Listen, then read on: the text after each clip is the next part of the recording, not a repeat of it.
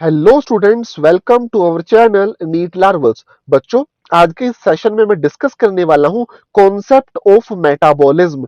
Biomolecules के अंदर NCERT के अंदर ये एक ऐसा टॉपिक है जो कि स्टूडेंट बहुत कम रीड करते हैं, लेकिन इस पे से क्वेश्चन बन जाते हैं। तो ये एक बहुत ही इंपॉर्टेंट टॉपिक हो जाता है क्योंकि ये बेसिस बनाता है आपके एंजाइम्स को स्टडी करने का। तो चलिए शुरू करते हैं concept of metabolism. All living organisms have biomolecules or organic compounds present at a specific concentration and all have a turnover number। देखो, जितने भी लिविंग ऑर्गेनिज्म होते हैं उन सब के अंदर बायोमोलिक्यूल्स प्रेजेंट होते हैं या फिर ऑर्गेनिक मोलिक्यूल्स प्रेजेंट होते हैं किसी एक स्पेसिफिक कंसंट्रेशन पर, और इन सब बायोमोलिक्यूल्स का एक टर्नओवर नंबर होता है। अब हम इसको समझते हैं कि टर्नओवर नंबर क्या है।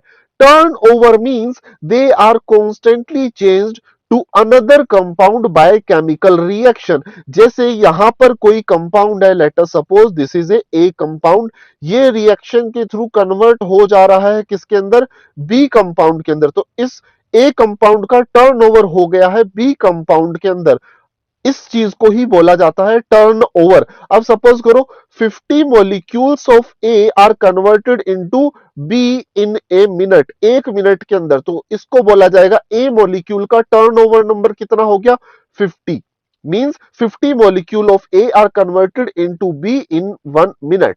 नेक्स्ट पॉइंट हमारे पास आता है together all chemical reactions are called metabolism. Body के अंदर जितने भी सारे केमिकल रिएक्शन हो रहे हैं उन सबको एक साथ मेटाबॉलिज्म बोला जाता है। Next we have metabolic pathways. Metabolites are converted into each other in a series of reaction are called metabolic pathway. देखो यहां पर क्या हुआ, ए कन्वर्ट हो गया बी के अंदर इस पाथवे के थ्रू। अब हो सकता है बी कन्वर्ट हो जाए into C through this pathway. तो हमारे पास हो क्या रहा है, ये जो है हमारे पास ए बी सी, ये तो हो गए metabolite. So metabolites are converted into each other. हो सकता है सी ए में कन्वर्ट हो जाए in a series of metabolic reaction. इस सीरीज को ही क्या बोला जाता है? मेटाबॉलिक पाथवे बोला जाता है। और देखो नेक्स्ट हमारे पास आता है एनाबोलिक मेटाबॉलिज्म। एनाबोलिक का मतलब होता है सिंथेसिस या फिर formation. So formation of a complex from simple forms. अगर सिंपल मेटाबोलाइट मिलकर एक कॉम्प्लेक्स फॉर्म बना देंगे तो उसको बोलेंगे एनाबोलिक मेटाबॉलिज्म। यहां पर किसी चीज की सिंथेसिस हो गई है। For example acetic acid becomes cholesterol. Acidic acid एक सिंपल स्ट्रक्चर है, लेकिन ये एक कॉम्प्लेक्स स्ट्रक्चर जो कि कोलेस्ट्रॉल होता है उसके अंदर कन्वर्ट हो जाता है। सो ये एक कैसा रिएक्शन हो गया? मेटाबॉलिज्म हो गया, एनाबोलिक मेटाबॉलिज्म हो गया। Next we have catabolic pathway. Catabolic pathway क्या होगा? Formation of simple structure from complex structure. अगर कोई बेटा कॉम्प्लेक्स स्ट्रक्चर है, वो कॉम्प्लेक्स स्ट्रक्चर ब्रेक डाउन हो जाता है और कन्वर्ट हो जाता है सिंपल स्ट्रक्चर के अंदर, तो इस रिएक्शन को ही क्या बोला जाएगा? कैटाबोलिक रिएक्शन या कैटाबोलिक पाथवे बोला जाएगा, क्योंकि यहां पर एक कॉम्प्लेक्स चीज टूट कर एक सिंपल चीज के अंदर कन्वर्ट हो गई है। For example glucose converts into lactic acid. Glucose जो है ये as compare to lactic acid एक कॉम्प्लेक्स स्ट्रक्चर होता है, तो ग्लूकोज कन्वर्ट हो जाता है किसके अंदर? लैक्टिक एसिड के अंदर in a 10 step reaction called as glycolysis process. So glycolysis के अंदर ग्लूकोज कन्वर्ट हो गया इनटू लैक्टिक एसिड। तो ग्लाइकोलिसिस एक कैसा मेटाबॉलिज्म हुआ या पाथवे हुआ? कैटाबोलिक पाथवे हुआ। During catabolic process energy is liberated. देखो भाई, किसी भी चीज को तोड़ोगे तो उसमें से एनर्जी लिबरेट होगी, लेकिन एनाबोलिक रिएक्शन जहां पर आप किसी चीज को सिंथेसिस कर रहे हो, बना रहे हो, तो वहां पर एनर्जी का यूटिलाइजेशन होता है। तो एनाबोलिक रिएक्शन में या मेटाबॉलिज्म में एनर्जी यूज होगी, जबकि कैटाबोलिक रिएक्शन में एनर्जी लिबरेट होने वाली है, बाहर रिलीज होने वाली है। Living organisms have learned to trap the liberated energy in the form of bond energy। अब देखो जो ये एनर्जी रिलीज होती है किसके अंदर? कैटाबोलिक रिएक्शन के अंदर। लिविंग ऑर्गेनिज्म जैसे कि हम हैं, हमने इस रिलीज्ड एनर्जी को ट्रैप करना सीख लिया है, मतलब इकट्ठा करना सीख लिया। किस फॉर्म में? इन दी फॉर्म ऑफ एटीपी। सो बेटा ये एक बहुत बड़ा एवोल्यूशन हुआ कि कैटाबोलिक रिएक्शन में जो एनर्जी रिलीज हो रही है हम उसको ट्रैप कर सकते हैं एटीपी की फॉर्म में। तभी तो लिविंग ऑर्गेनिज्म क्या करते हैं? फूड खाते हैं। फूड का होता है ब्रेक डाउन, जिससे रिलीज होती है एनर्जी, और उस एनर्जी को हम ट्रैप कर लेते हैं एटीपी के फॉर्म में, और उस एटीपी को हम यूज करते हैं हमारे सारे मेटाबॉलिक रिएक्शन को कैरी आउट करने के अंदर। All metabolites or biomolecules are present at a particular concentration in a normal healthy individual. भाई एक पर्टिकुलर कंसंट्रेशन पर ही सारे मेटाबोलाइट प्रेजेंट होते हैं.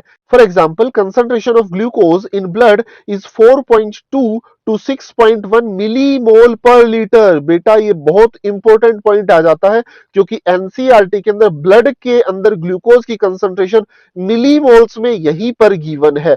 सो ब्लड के अंदर ग्लूकोज कितना होता है 4.2 to 6.1 millimole per litre. Concentration of hormone in blood nanograms पर लीटर. सो हार्मोन्स जो है वो हमारे ब्लड के अंदर नैनोग्राम्स पर लीटर की कंसंट्रेशन में प्रेजेंट होते हैं. Living organism exist in A steady state. Living organism एक स्टडी स्टेट में होते हैं मींस कि हमारे अगर ग्लूकोज की कंसंट्रेशन ब्लड के अंदर इतनी है तो वो इतनी ही रहने वाली है. इससे थोड़ा बहुत प्लस माइनस हो सकता है लेकिन इससे ज्यादा चेंज नहीं होगा. तभी तो बोला biomolecules are present in a particular concentration और इस पर्टिकुलर कंसंट्रेशन में एग्जिस्ट करने को ही स्टडी स्टेट बोला जाता है. The steady state is non equilibrium state. अब ये बेटा एक बहुत इंपॉर्टेंट पॉइंट आ जाता है. हमारे अंदर जो लिविंग ऑर्गेनिज्म है उनके अंदर स्टडी स्टेट मेंटेन होती है और ये स्टडी स्टेट कैसी होती है नॉन इक्विलिब्रियम स्टेट होती है. कंफ्यूज मत होना कैसी होती है नॉन इक्विलिब्रियम. इसको जरा मैं समझा देता हूं आप लोगों को. जैसे कि बेटा सपोज करो ये हमारे पास प्रेजेंट है ब्लड वेसल.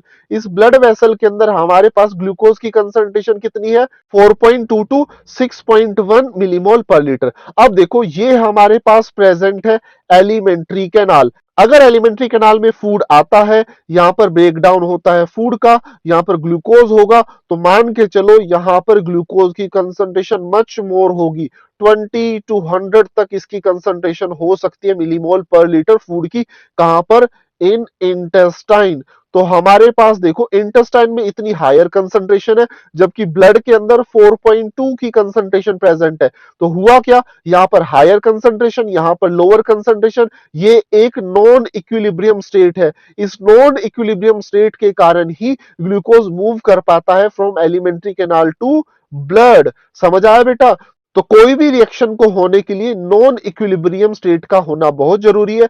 अगर इक्विलिब्रियम स्टेट आ गई तो रिएक्शन रुक जाएगी. जैसे अगर मान लो यहां पर ब्लड के अंदर भी ग्लूकोज की कंसंट्रेशन कितनी जाए 20 टू 100 हो जाए तो ग्लूकोज कभी भी हमारे इंटेस्टाइन से ब्लड के अंदर मूव नहीं करेगा मींस इक्विलिब्रियम स्टेट आ जाएगी. और जैसे ही इक्विलिब्रियम स्टेट आ जाएगी मींस वी आर डेड क्योंकि उस टाइम पर कोई भी रिएक्शन नहीं होगी. Hence the living state is non equilibrium steady state to be able to perform work. अगर हमें वर्क करना है तो हमारी बॉडी को नॉन इक्विलिब्रियम स्टेडी स्टेट में होना ही पड़ेगा.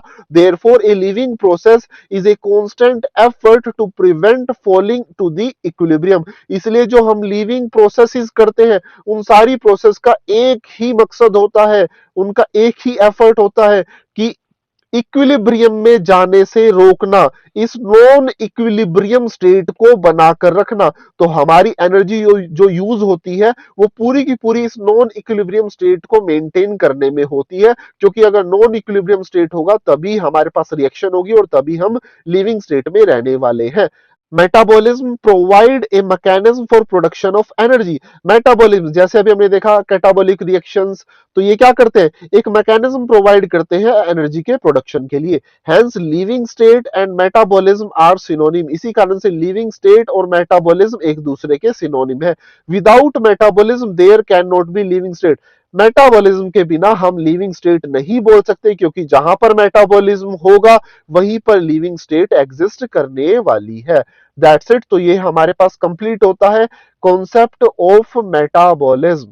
स्टूडेंट्स आपको इस वीडियो से थोड़ी भी हेल्प मिली हो तो हमारे इस वीडियो को लाइक कीजिए शेयर कीजिए और हमारे चैनल को सब्सक्राइब कीजिए. Thank you.